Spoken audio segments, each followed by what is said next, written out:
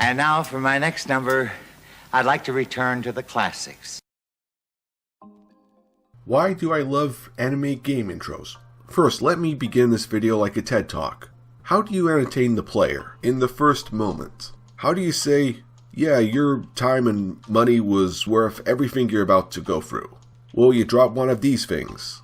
The 1 to, I'm not sure, minutes cinematic opus. A segment to tease and educate you of everything that's about to happen. Things you're about to go through, places you're going to visit, characters who you're going to meet, even if the context is just seeing 4 anthropomorphic fighter pilots running down a long hallway. It surprisingly speaks for itself. We started to see them more in the 90s, especially with the CD where you had a lot of space to store things. One even got supported for an Oscar nomination back in 1997. We remember the 3D stuff, but I want you to remember the 2D stuff, or know about them. Especially the gems from Japan. The anime gaming intro. The kick-ass animated content never fails to impress.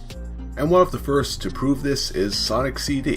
With the new console tech, capable of rendering full motion video, the whole thing conditions you to why you should respect the Blue Blur himself.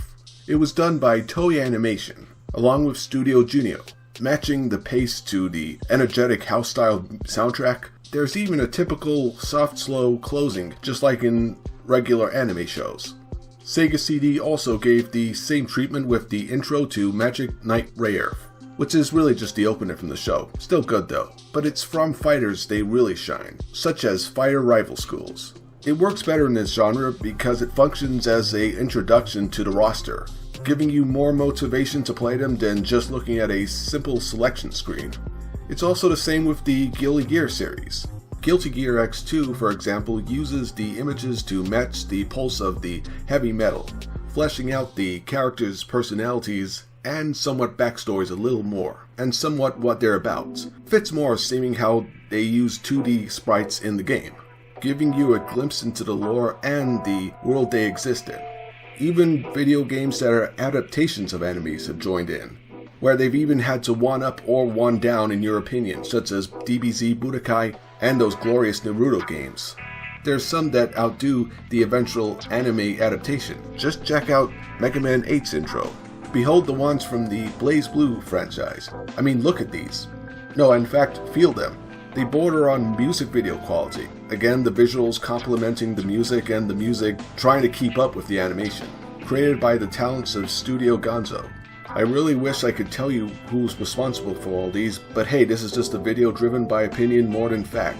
I can only make it interesting, like the way some animators get to interpret their styles in of the iconic legends of gaming. There's Namco x Capcom.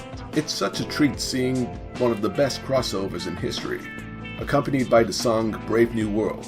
It comes across somewhat inspirational, similar with Tatsunoko vs. Capcom. It's everything you need to know, and the way they're fighting each other is kind of like they're sparring to see who's good enough to take on that giant testicle at the end.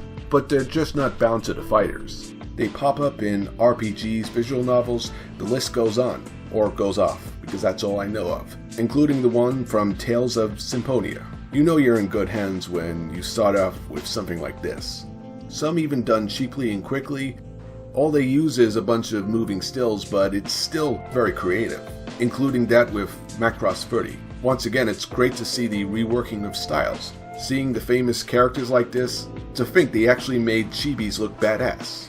That's not an easy thing to do. My personal favorite is Senki Sesso Symphogear XD, Unlimited OP. With its speed and movement, the thing's so good it needs its own anime intro. It's the kind of thing you think some animator is going, yep, that's the stuff I got in the business for. Even though I've lowered the bar, mostly going on about the 2D stuff, there's some really good 3D work, like J-Star's Victory Versus. It's got a well-worth novelty of seeing your favorite anime characters like this. But in my opinion, it doesn't work as much as Ghost in the Shell on PS1. Well, it's kind of traditional animation, I guess, but it's still creating that 3D look. Well, in this case, 2.5D.